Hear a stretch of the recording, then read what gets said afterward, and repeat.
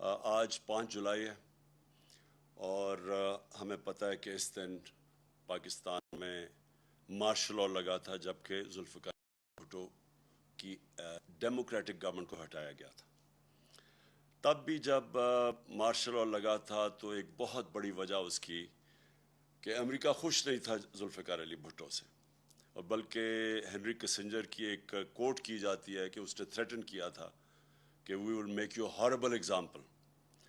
اور تب بھی ایک پاکستان کا پرائم منسٹر کئی اختلافات ہوں اس سے، لیکن وہ ایک پاکستان کو آزاد فورن پالیسی کی طرف لے کے جا رہے تھے۔ مطلب یہ آزاد فورن پالیسی کا مطلب یہ کہ وہ فورن پالیسی جو اپنی عوام کی بہتری کے لیے ہو، یعنی کسی اور ملک سے کو خوش کرنے کے لیے نہ ہو، اپنی عوام کے کیا فائدے ہیں اس کے لیے فورن پالیسی بنے۔ تو تب بھی ایک بہت بڑا نقصان ہوا پاکستان، کیونکہ جو جمہوری پروسیس تھا وہ جو چل رہا تھا وہ رک گیا۔ مارشل لاء آیا اور اس کے بعد پھر سے شروع ہوا، اور ہم نے دیکھا کہ وہ پھر رکا بعد میں جا کے۔ لیکن اب جو ہوا اس میں جو ایک ہی چیز جو تب 77 میں اور اب جو چیز کامن تھی وہ یہ کہ امریکہ خوش نہیں تھا کہ پاکستان ایک آزاد فورن پالیسی بنا لے۔ وہ چاہتے تھے کہ وہی فورن پالیسی ہو کہ حکم ملے، ایک ٹیلی فون کال آئے اور پاکستان ان کی جنگ میں شامل ہو جائے، اور 80,000 پاکستانی جانیں ان کے لیے قربان کر دے، اپنے ملک کا بھی نقصان کرے، اور آخر میں پھر بجائے ہمارا شکریہ ادا کرنے کے لیے ہمیں یہ کہا جائے کہ جی آپ نے ہماری مدد نہیں کی افغانستان جنگ میں اور ہمیں ہی ذمہ دار ٹھہرایا۔ تو جو اس کا نقصان ہوا، جو ہمارے ملک میں رجیم چینج ہوا، جو انہوں نے یہاں کے میر جعفر اور میر صادق کے ساتھ مل کے جو کہ جیسے ہی انہوں نے جو لوگ ہمارے اوپر مسلط کیے، وہ پاکستان کے ہم سب جانتے ہیں 30 سال سے یہ وہ لوگ ہیں جن کی انٹرنیشنل فیم ہے چوری کی، صرف پاکستان میں نہیں، دنیا کے اخباروں میں ایک کو 10% کہتے تھے آصف زرداری کو۔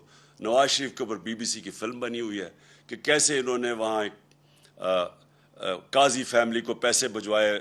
اسحاق ڈار نے اپنے ایفیڈیوٹ میں بھی لکھا ہے کہ پیسے یہاں سے چوری کر کے وہاں بھجوائے اور وہاں سے ریمیٹنس دکھا کے پاکستان لے کے آئے، جو بار بار دہرایا گیا۔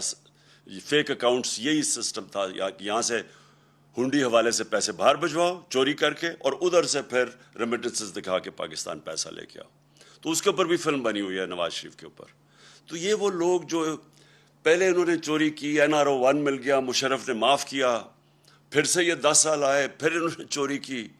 تو وہ جو ان کا مقصد جو ان کو اوپر مسلط کیا تھا، ان کا صرف ہم سب جانتے ہیں کہ مقصد تھا NRO 2 لینا، اور انہوں نے NRO 2 کی صرف ان کی جو کوشش 3.5 سال میرے دور میں ہمیں صرف گرانے کی ایک ہی کوشش تھی کہ کسی طرح وہ دوسری دفعہ جو انہوں نے چوری کی تھی وہ بچ جائے۔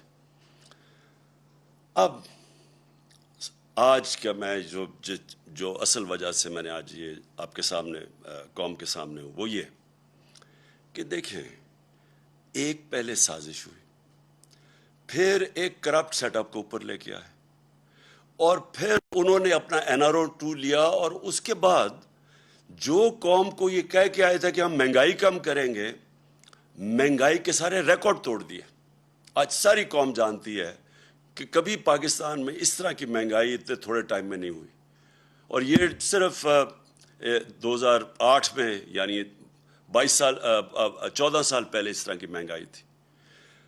مہنگائی صرف آسمانوں پہ نہیں گئی، جو ہماری معیشت تھی، جو کہ صاف جو economic survey of Pakistan government کی جو سروے ہے اس میں جو بتایا تھا کہ ساری چیزیں، یعنی انڈیکیٹرز جو تھے معیشت کے، وہ سارے صحیح راستے پہ جا رہے تھے، چاہے ایکسپورٹس ریکارڈ تھی، ٹیکس کلیکشن ریکارڈ تھا، اس کے بعد جو ہماری زراعت تھی ان کی بڑی زبردست 4 فصلوں کی ریکارڈ پروڈکشن 2 سال لگاتار رہی۔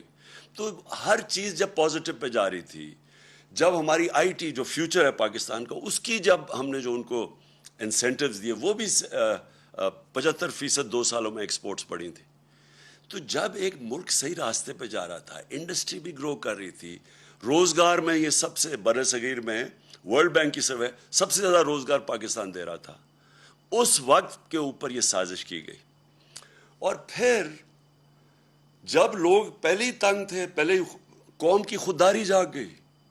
قوم نے جب دیکھا تو یہ کوئی بھی نہیں سمجھ رہا تھا کہ اس طرح پبلک سڑکوں کے اوپر نکلے گی. میں سچ بتاؤں, میں بھی نہیں سمجھ رہا تھا اس تعداد میں پبلک نکلے گی.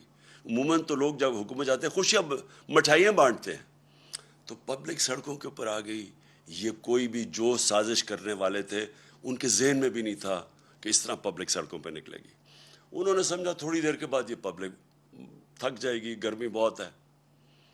اس کے باوجود پبلک مسلسل سڑکوں پہ نکلتی رہی, اور جب بھی ہم نے ان کو دعوت دی, پرامن احتجاج کی, ابھی ہفتے کو قوم نے دیکھا کہ کس طرح پبلک آئی پنڈی اور اسلام آباد کی پریڈ گراؤنڈ میں, اور سارے پاکستان میں لوگ نکلے.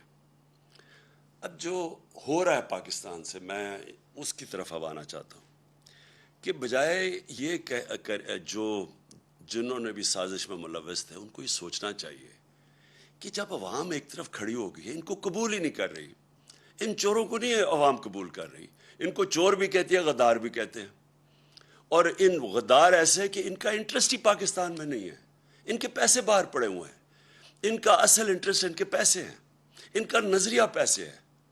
دیکھیں, جب نظریہ پیسہ ہو تو نظریہ پیسے کے لیے یہ ہر چیز قربان کرنے کے لیے تیار ہے.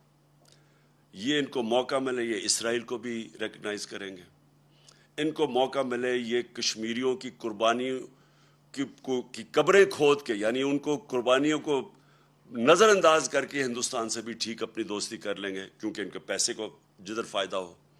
یہ پاکستان میں بیسز بھی دے دیں گے امریکنوں کو, یہ پھر کسی امریکی جنگ میں بھی شامل ہو جائیں گے. یہ روس کا تیل بھی نہیں لیں گے اس لیے کہ کیونکہ امریکہ نہ ناراض ہو جائے, کیونکہ ان کا پیسہ, ان کو خوف یہ ہے کہ باہر جن بینکوں میں اور جن ملکوں میں پیسہ پڑا ہے, اگر وہ ناراض ہو جائے تو ان کا پیسہ خطرے میں چلا جاتا ہے. تو ان کا انٹرسٹ وہ نہیں ہے جو کہ پاکستان کا انٹرسٹ ہے. ان کا نظریہ پاکستان سے کوئی تعلق نہیں ہے, کیونکہ ان کا نظریہ پیسہ ہے. اب قوم ان کو مان نہیں رہی, تو اب ہو کیا رہا ہے پاکستان میں؟ کبھی میں نے پاکستان میں اس طرح کی فیشزم نہیں دیکھی جس طرح کا اس وقت خوف پھیلایا جا رہا ہے. میں نے ایسی کبھی حالات نہیں دیکھے. میں نے سوچا شاید تھوڑی دیر انہوں نے, چلیں شروع میں تھوڑا سا انہوں نے ٹی وی کے اور میڈیا کے اوپر زور لگایا, بلیک آؤٹ کر دیا ہمارا. وہ ان کی بدقسمتی کہ سوشل میڈیا اللہ کے فضل سے ایک نئی چیز ہے. پرانے زمانے میں تو میڈیا کو بلیک آؤٹ کر دو تو ختم ہو جاتا سناٹا, لیکن سوشل میڈیا, اور پھر میں سلام کرتا ہوں ان چینلز کو جو کھڑی ہو گئی اور انہوں نے دکھانا شروع کیا جس طرح پبلک نکلی. تو اب انہوں نے جو خوف اور ہراساں پھیلایا ہوا ہے, اور میں سب سے پہلے شروع کرتا ہوں صحافیوں پہ. دیکھیں, مارشل لاء کے دنوں میں ہمیں پتہ ہے پرانے زمانے میں تو صرف ایک ٹی وی چینل ہوتی تھی, پاکستان پی ٹی وی, تو اس وقت بڑا آسان ہوتا تھا انفارمیشن کو روکنے کے لیے. دنیا بدل چکی ہے, یہ چاہیں بھی تو آپ اس کو روک نہیں سکتے انفارمیشن کو. یہ سوشل میڈیا کا زمانہ ہے, آپ خبر نہیں روک سکتے. اگر آپ صحافیوں کو ڈرا کے, دھمکا کے, ایف آئی آرز کر کے یا لفافے دے کے اگر آپ ان کا منہ بند بھی کر لیں گے, سوشل میڈیا کا منہ کیسے بند کریں گے؟ ہر جس کے پاس موبائل فون ہے اس کی آواز ہے. وہ گھر میں بیٹھے ہوئے خواتین, بچوں کے پاس آج آواز ہے. یہ ایک ایسا کبھی ماضی میں نہیں ہوا. اس لیے جو یہ کوششیں کی جا رہی ہیں, یہ ایک ملک کو انارکی کی طرف لے کے جا رہی ہیں. اور یہ جس طرح کے صحافیوں سے کیا گیا, میں کیونکہ ایاز امیر کو میں تو 30 سال سے جانتا ہوں. ایاز امیر ایک ایسی آواز تھی کہ سارا جو بھی دانشور طبقہ ہے پاکستان کا جو میڈیا میں ہے, وہ سارے ایک چیز جانتے ہیں ایاز امیر کی. ایاز امیر کنٹرول نہیں ہو سکتا, وہ اپنی ضمیر کی آواز سنتا ہے, اس کا لفافہ نہیں دے سکتے آپ. وہ ایک ناڈر پڑھا لکھا انسان ہے. میری اس نے بہت تنقید کی ہوئی ہے ماضی میں, کیونکہ زیادہ تر تو مذاق اڑاتے تھے میری پالیٹکس کا, لیکن میں اس کی رسپیکٹ کرتا ہوں. اور جو اسے کیا گیا ایاز امیر سے اس کی اس عمر میں جس طرح کیا گیا، یہ ہم ساری قوم کے لیے یہ ہے شرمناک واقعہ. اور یہ ایک پیغام دیا گیا ہے، یہ باقی صحافیوں کو پیغام دیا گیا ہے. اور پھر جو عمران ریاض خان، دیکھیں جو بھی آپ عمران ریاض خان کے متعلق کہیں، قوم اس کو محب وطن پاکستانی سمجھتی ہے، اس کو غدار نہیں سمجھتی. اس کی یوٹیوب پہ جو فالوئنگ ہے وہ ایسے نہیں ہے. لوگ بیوقوف نہیں ہیں. آج جو چینل، آج جو صحیح انفارمیشن نہیں دے رہی، جو خوف میں یا پیسے لے کے وہ جب یہ ان چوروں کا ساتھ دے رہی ہے جو اوپر ہمارے مسلط ہیں، اس کی ریٹنگ آج دیکھیں کدھر چلی گئی ہے. جو چینلز حق اور سچ کے ساتھ کھڑی ہے اس کی ریٹنگ اسمان پہ چلی گئی، کیونکہ لوگ بیوقوف نہیں ہیں. ایک بڑے دانشور نے ایک دفعہ کہا تھا کہ تھوڑی دیر آپ سب کو پاگل بنا سکتے ہیں، لیکن سارا وقت کوئی بھی سب کو پاگل نہیں بنا سکتا. تو اگر کسی کا خیال ہے کہ چینل کو پیسے دے کے، لفافوں کے ذریعے ڈرا دھمکا کے آپ انفارمیشن کو کنٹرول کر لیں گے اور لوگوں کو دھوکہ دے دیں گے، وہ وقت گزر گیا ہے. اور میں یہ نام لینا چاہتا ہوں یہ صحافیوں کے، کیونکہ مجھے بار بار جو چیزیں سامنے ہماری آئی ہیں. اب ارشد شریف، اس کے اوپر ایف آئی آر کٹوا دی ہے. ارشد شریف جس طرح اس کی فیملی بیک گراؤنڈ ہے، فوجی بیک گراؤنڈ سے، وہ سارے جانتے ہیں ارشد شریف، اس کا بھی کوئی قیمت نہیں ہے ضمیر کی. اس کو جس طرح ہراساں کیا جا رہا ہے کہ اس کا کسی طرح منہ بند ہو جائے. صابر شاکر وہ ملک چھوڑ کے چلا گیا. تو صابر شاکر کو کوئی آج سے تو نہیں وہ صحافت کر رہا ہے، 20 سال سے کر رہا ہے، ہم سب جانتے ہیں اس کو. وہ ملک چھوڑ کے چلا گیا. اور میں سبی ابراہیم اس کے پیچھے پڑے ہوئے ہیں. جمیل فاروقی نوجوان ہے، اس کے پیچھے پڑے ہوئے ہیں. ایک کوئی بات کر دے، کال آ جاتی ہے ان نون نمبر سے کہ یہ نہیں کرو گے تو ہم یہ کر دیں گے، نہیں تو ایف آئی آر آ جائے گی. عدنان عادل وہ، اور میں عارف حمید بھٹی، میری بڑی تنقید کرتے عارف حمید، لیکن عارف حمید اس کو دھمکیاں دی جا رہی ہیں کہ تمہیں اب یہ کر دیں گے. اور ڈاکٹر محیط پیرزادہ یعنی وہ کوئی غدار ہے، اس کے اوپر اس کو خوف ڈرایا جا رہا ہے.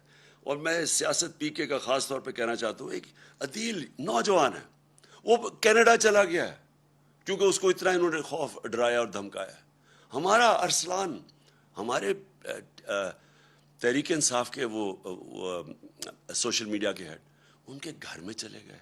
ان کی وہاں ماں تھی، ان کی بہنیں تھیں، وہ وہاں اس کا کزن آیا ہوا تھا، اس کو 15-20 لوگ اندر گھس گئے، اس کو مارا پکڑ کے، خوف پھیلایا ہوا.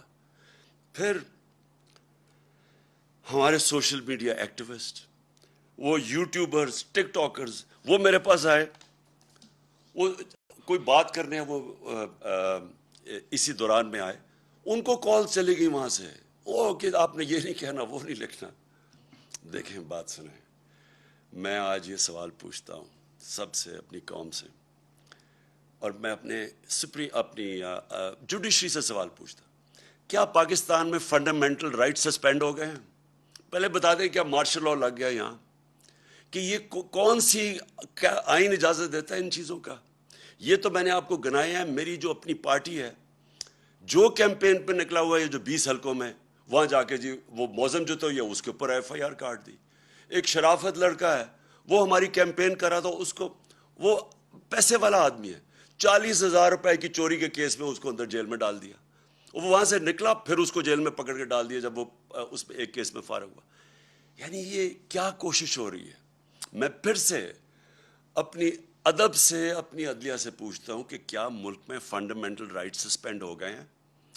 25 مئی کو جب ہم نکلے ایک پرامن احتجاج کے لیے، اور ہماری ساری تاریخ ہے پرامن احتجاج کی. ابھی جو سیٹرڈے کو ہم نکلے ہیں، کتنی پبلک نکلی ہے پرامن احتجاج میں؟ لوگوں کو غصہ بہت ہے، لیکن جب ایک پولیٹیکل پارٹی پرامن احتجاج کرتی ہے تو یہ ایک ملک میں کیوس سے بچتا ہے ملک. 25 کو انہوں نے کیا کیا؟ جس طرح یہ عورتوں رات کے 2 بجے عورتیں تھیں، کوئی ایک سین میرے ذہن میں رہتا ہے، وہ ایک 10 سال کی بچی اور اس کی ماں، اور وہ رو رہی ہیں کھڑی ہو کے کہ پولیس وہاں گھس گئی صبح کے 2 بجے ان کے گھر. پھر ایک 11 سال کے بچے کو پولیس پکڑ کے لے کے جا رہی ہے کیونکہ اس کا باپ گھر میں نہیں تھا. کیا یہ مقبوضہ کشمیر ہے؟ کیا یہ فلسطین ہے؟ فلسطینیوں سے ہو رہا ہے؟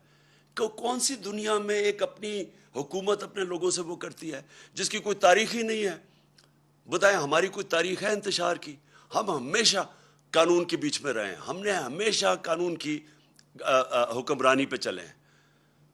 ہم جب فیملیز کو بلاتے ہیں، اور آپ نے دیکھنا جتنی خواتین آتی ہیں اور فیملیز آتی ہیں ہمارے جلسوں پہ، تو کیا وہ انتشار کے لیے ہم بلاتے ہیں ان کو؟ ان کے اوپر جس طرح 25 کو انہوں نے ظلم کیا، جس طرح پاکستان کی پولیس نے اور رینجرز نے جس طرح لوگوں کے اوپر ٹیئر گیسیں کی، ربر بلٹس چلائی، عام لوگ تھے، شہری تھے، عورتیں دیکھ رہے تھے سامنے، بچے بے ہوش ہو رہے ہیں، عورتیں بے ہوش ہو رہی ہیں۔ جس طرح لبرٹی چوک میں کون سی قیامت آ گئی تھی، وہ لوگ جمع ہوئے، وہاں جا کے ان کے اوپر شیلنگ کر دی۔ تو ہم نے سپریم کورٹ کو بھی اپروچ کیا، ہمیں تو کوئی رسپانس نہیں ملا۔ تو میں آج ساری قوم کے سامنے ایک بات کہنا چاہتا ہوں کہ دیکھیں یہ جو ٹیکٹکس ہے نا، فیشسٹ، خوف پھیلا کے، ڈرا کے لوگوں کو، یہ چوروں کو ہمارے اوپر مسلط کرنے کے لیے، میں پہلے تو ساری قوم کو آج ایک چیز کہہ دوں، دیکھیں اسلام کی تاریخ میں ایک بہت دردناک واقعہ، سب سے دردناک واقعہ کیا تھا؟ حضرت امام حسین کی شہادت۔ وہ کیا ہوا تھا؟ کوفہ کے لوگ یزید کے ظلم سے ڈر کے وہ ان کی مدد کرنے نہیں آئے۔ کوفہ کے لوگوں کو پتا تھا کہ حضرت امام حسین رائے حق پہ ہیں، ان سب کو پتا تھا۔ خوف کی وجہ سے انہوں نے اتنا بڑا اسلام کی تاریخ میں ثانیہ ہونے دیا، اور وہ ساری زندگی پچھتائے۔ تو میں آج ساری قوم کو کہنا چاہتا ہوں کہ ہر دور کے یزید آتے ہیں، اور یزید لوگوں کو غلام ہی بناتے ہیں خوف کے ذریعے، جو یہ کوششیں ہو رہی ہیں۔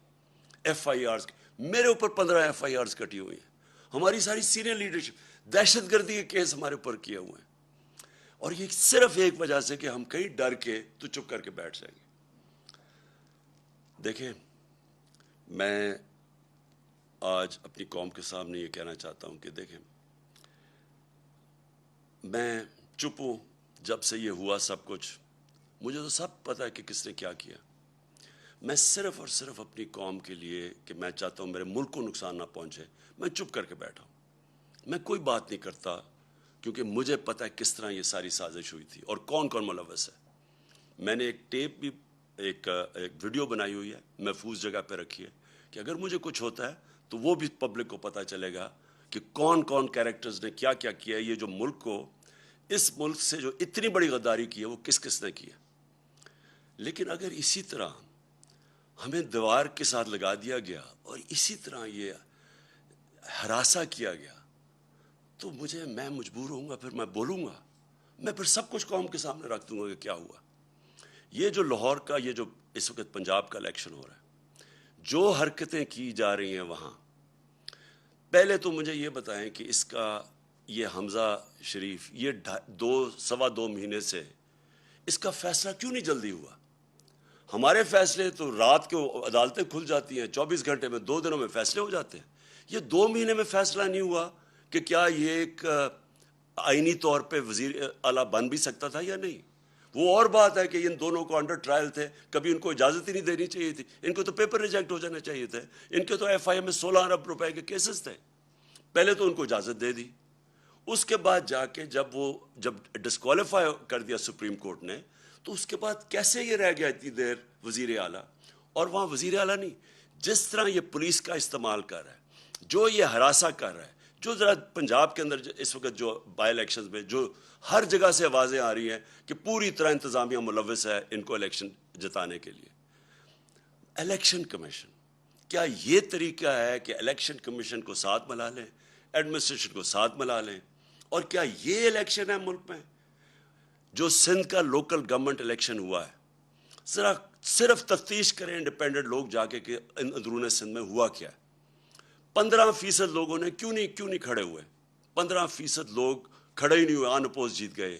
پتہ تو چلوائیں کہ کیسے پولیس کا استعمال، کتنوں کے اوپر ایف آئی آرز کٹوائیں، کیسے دہشت پھیلائی وہاں۔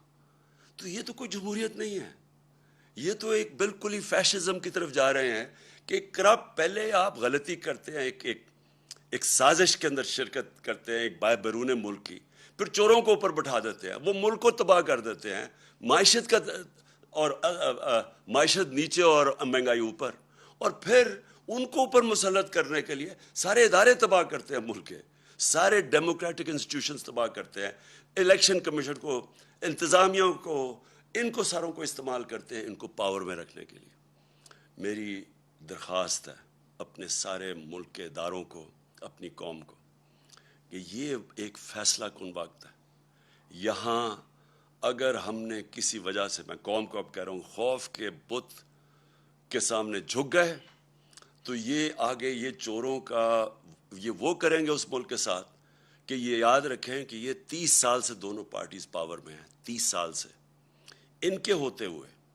آپ کو پتہ ہے کہ 80 کی دہائی میں پاکستان سارے برِ صغیر میں سب سے آگے تھا، 90 کی دہائی میں جب سے ہی آئے ہیں ہمارے آگے، ہمارے ہندوستان بھی آگے نکل گیا، بنگلہ دیش بھی ہمارے سے آگے نکل گیا۔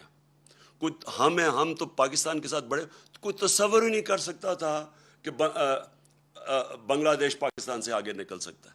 میں نے وہاں جا کے میچز کھیلے ہوئے ہیں 80 کی دہائی میں، کوئی سوچ بھی نہیں سکتا تھا، آج بنگلہ دیش بھی آگے نکل گیا۔ یہ ان دونوں کی خاندانوں کی وجہ سے جن کو واپس مسلط کیا گیا، اور یہ صرف اور صرف خوف کے ذریعے کوشش ہے کہ اب ان کو پھر رکھیں۔